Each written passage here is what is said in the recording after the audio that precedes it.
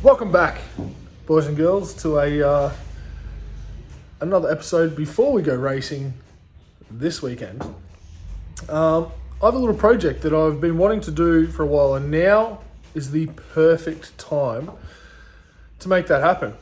And now that we've got fuel system sorted, as you saw last video, now it's time to be able to take extra weight out of the fuel tank once I've been on track.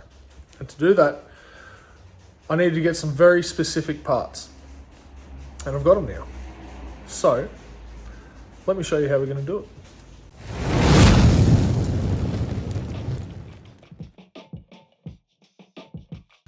Alright, so last video we looked at what was causing the fuel surge in this car. And if you go back and watch that, there was a little bit of spring and a little float in the fuel tank. The spring was pushing the float up, blocking off the vent line out of the tank. Pressure, that means the tank was pressurizing. The pump was having to work extra hard to pump fuel up to the fuel rail. Effectively, it would have been taking one, power out of the car, and two, the fuel pump and the fuel rail weren't getting enough fuel to the fuel rail. Sorry, the pump wasn't getting enough fuel to the fuel rail. And then as I was going through corners, I was getting fuel surge. So that has been now rectified.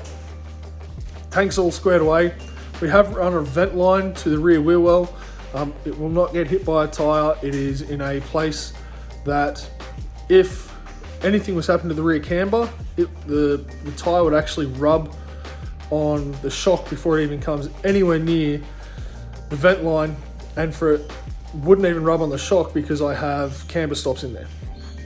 So now that we've got that done, we need to look at how we can get extra weight out of the car and see how much fuel we're actually using per race, and run the least amount of fuel we possibly can, so we can run as light and try and get some more speed out of this old girl. And like I said at the start, we had to get some specific fittings, and TI Performance in Melbourne, you guys are superstars. I ordered these about a week ago, and I didn't hear from them. I thought, oh no, something's happened. And then we suddenly, I sent them an email, say, hey, what's going on? And they said, hey, we have to get the parts ordered in. I said, look, I kind of need them for a race meeting coming up. They said, don't worry, when they come in, we'll express ship them up to you. So that was Thursday last week. Yesterday, Monday, I got a message from them saying, hey, it's they've come in, we'll express ship them up to you.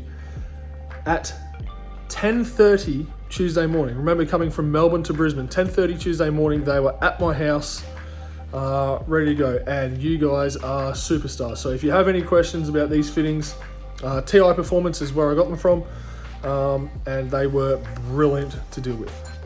And these are the fittings here. So these are, well, this one here is a bulkhead dry brake fitting, okay, from Raceworks.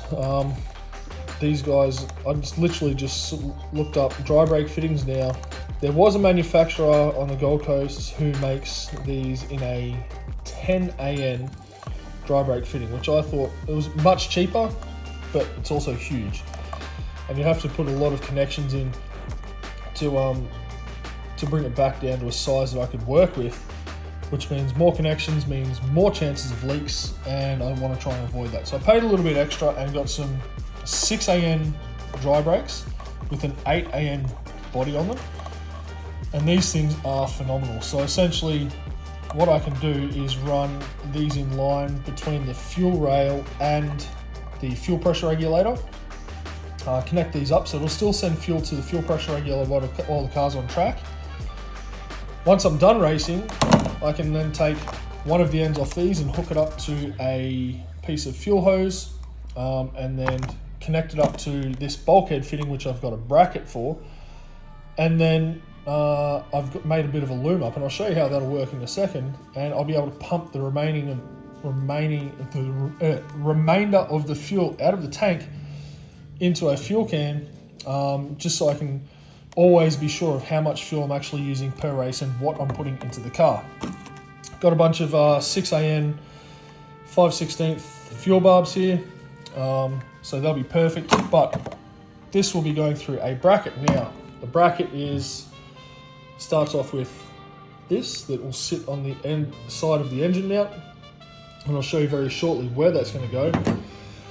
And then myself and some co-workers, Damo and John, got into the workshop, and I took in some 32mm wide, 3mm thick aluminium and made up this bracket. And Damo, in all his wisdom, decided to say it's a factory Mazda part now, and he reckons that'll give me an extra 10 horsepower, which I hope it does. It'd be perfect. But essentially, that'll sit there, that'll bolt through like so, bolt on, and then I've just got to drill a hole through this part down here for the AN fitting to fit through, which should be a 14mm, but I'll double check that with some calipers. And then we can bolt it all together, run the fuel lines, and see if it all works. Now, you may be asking, how can I pump the fuel out of the tank without turning the car on? Very good question, and I have an answer for that. And this is how it's going to happen. I have made myself up a bit of a loom with a switch. So this side, you'll see here with the Deutsch connector, down there. That will plug into, and I'll show you very shortly where that happens and how it came about.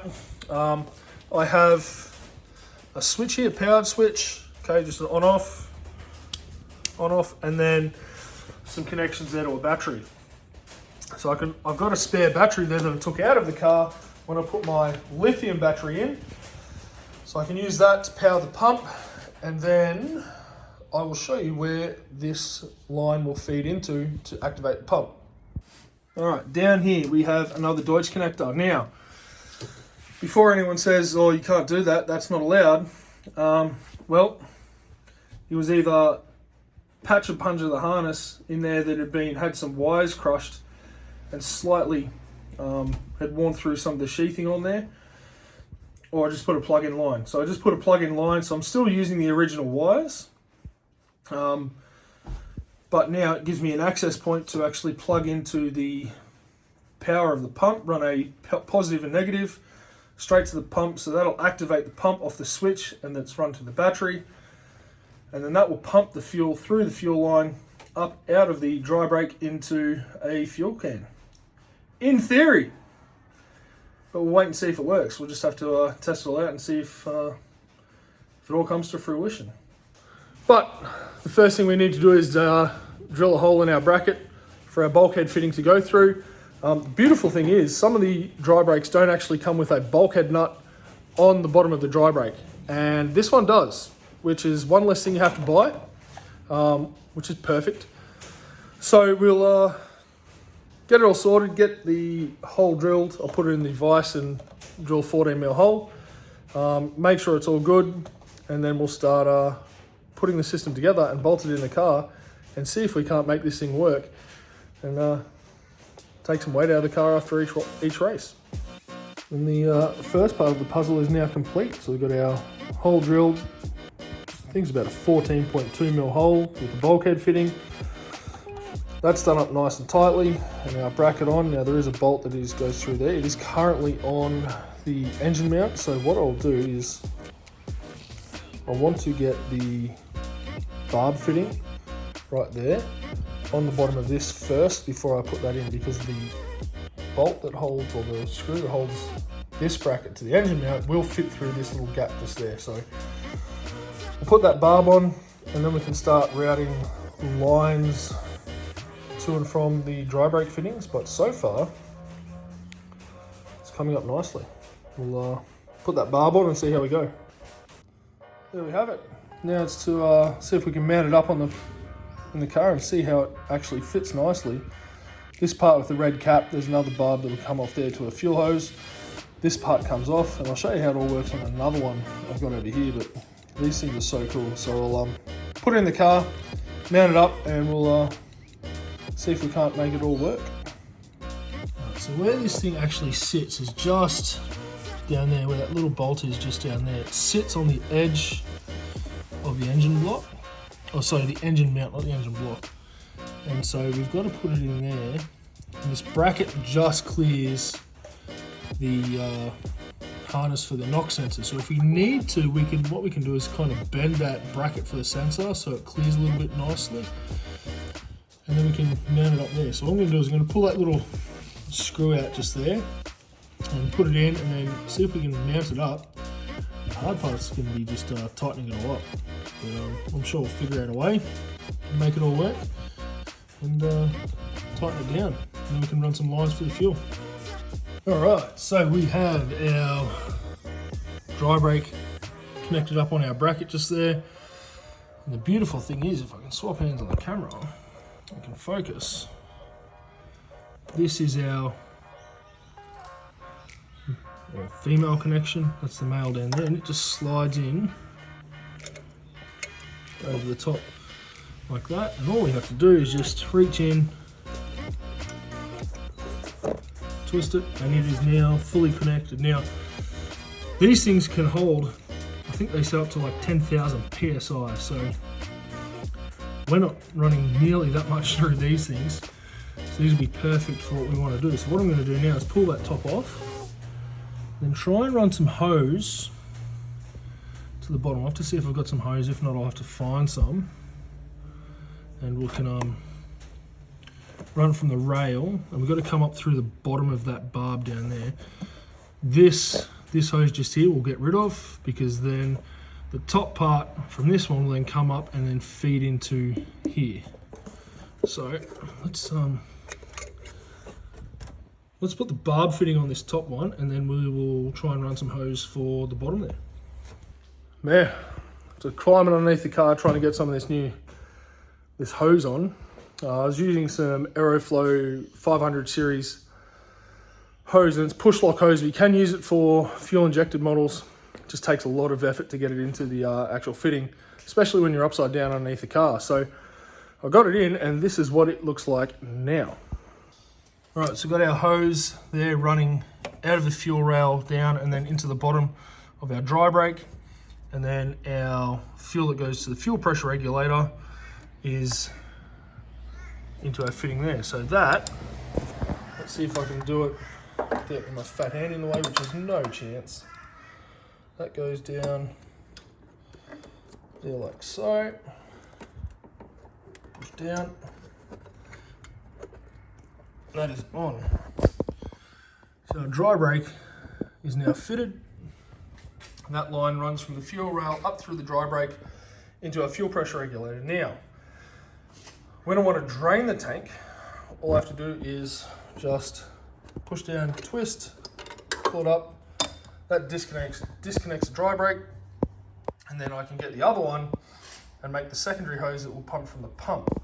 I'll pump to the fuel jug. So theory is that instead of going through the fuel pressure regulator and getting less fuel out, you run it between the fuel pressure regulator and the fuel rail. So the fuel coming straight out of the fuel rail will then come up, and you have the hose that will connect into there and up over the side and into the jug on the ground. And then once you've drained all the fuel, just connect this back up, and you're good to go. So what I'll do is I will, for the moment, just connect this back up. And you actually, for those that are going to sit there and say, well, it's going to come loose, if you have a look at the connection here, there's a bit of an indent it's got to go and sit back into. It's got to go up over the top and sit in there, and it is tight. To actually get it down on there, you have to really line it up under the holes, push down and twist. And then to release it, you've got to push down and twist as well. So that's good. That's got all that taken care of. I'll zip tie that fuel line up there like that. And we're done. So now I just have to get some extra fuel line, because I had to rob the fuel line that was on the fuel return to make that. So I'll get some low pressure fuel hose to run from the outlet to the fuel return line, and then I'll get some fuel hose to make a hose from dry brake to the jug. But I have to go get that, so we'll go do that now. All right, we've got our fuel line. Now it is just a normal fuel line for a carbureted engine. Yes, this engine is fuel injected, but given the fact that this is a fuel return line and there is essentially no pressure on the fuel once it leaves the fuel pressure regulator to go back to the tank, carbureted line is perfectly okay to use, because again, there is theoretically no pressure on the fuel line going back to the tank, because there's no blockages along the way to cause pressure in the line. So I'll trim off a piece of this now to make our return line from our fuel pressure regulator right there back to our return line, hard return line on the other side of the fuel filter, and then the rest can be then used to plumb into our dry brake for when we go to the fuel can to drain the tank. So I'll get this return line on and get that all squared away. And what I might do is even set up the battery with our harness and flick the pump on just to check for leaks before I actually fire it up. And then I can also check to see which switch is on and off on this, because it doesn't actually tell me. So I need to actually figure out which one is on and which one's off, and I'll mark that on the switch down there, and that'll be good to go.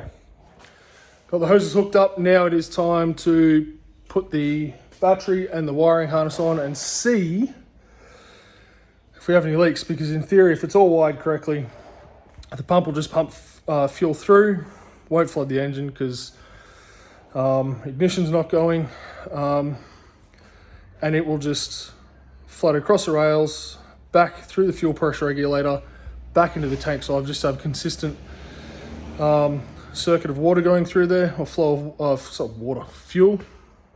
And then after we check for leaks, we can fire it up, see if it all works. Let's give it a go. All right, so we got the battery hooked up there. We are hooked into the loom over there. Switch, now I've already tested it. It is actually really good. So that's off at the moment. If I flick that, it comes on. But if we come over here, just move some stuff out of the way. I'll pull my switch over here. Watch, I'll flick it on and you watch the fuel pressure regulator.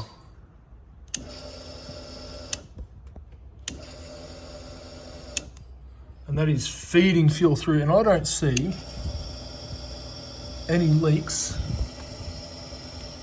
so far.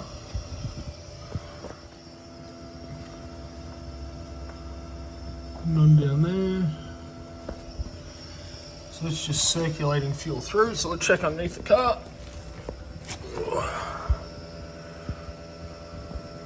None. Perfect. So now let's see if we can turn this off.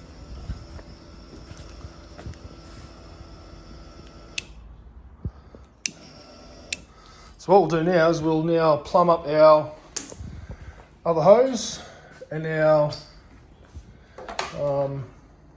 other fitting, connect that on, and see how much fuel we can drain out of this tank.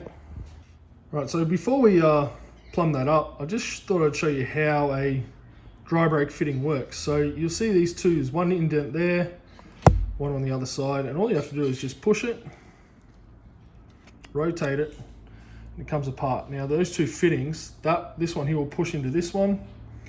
It'll create a seal, which allows the flow of fuel between the two fittings. So to connect it back up, all you go is just push it together, twist, and that is firmly joined together there. So what we're going to do is we're going to use this one. We'll keep this one spare because I have a bit of a thing I want to try and do with this one if I can make it work. Keep this one spare. Oh, sorry, we'll be using this one and putting it on our line. This one will then connect our car side and drain out of the tank into a jerry can. So it's pretty nifty design. Nice tight seal, and safe in a race car. All right, so that fitting is done up. I'm going to change that hose clamp to something different. That won't take long, so I'll just have to slide it on from the other end of the hose. So now all we have to do is connect this up to the dry brake down there. So disconnect that one, connect this one, feed this hose into our jerry can, and drain some fuel out. See how we go.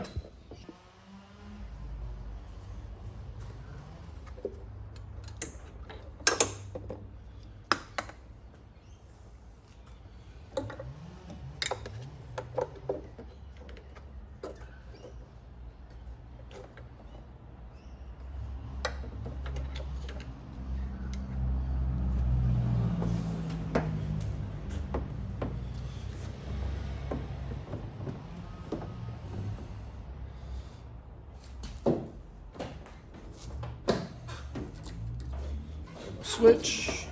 Let's see.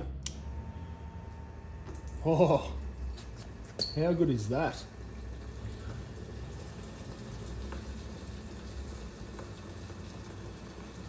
That's awesome. How good does that work?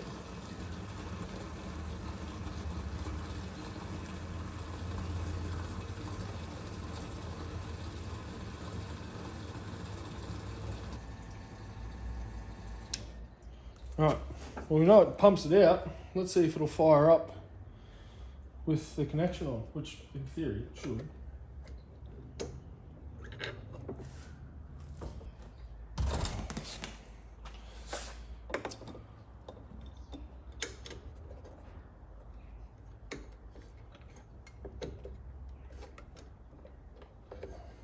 Right, we'll double check for leaks.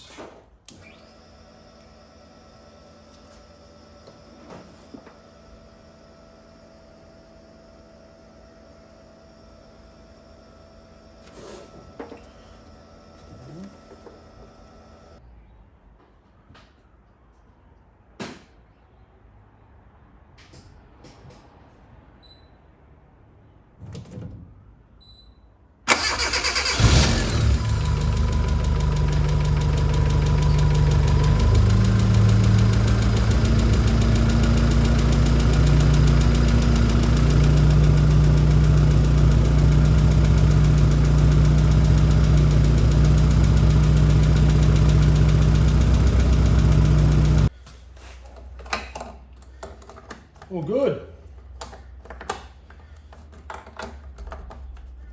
That is absolutely brilliant. I'm stoked with that.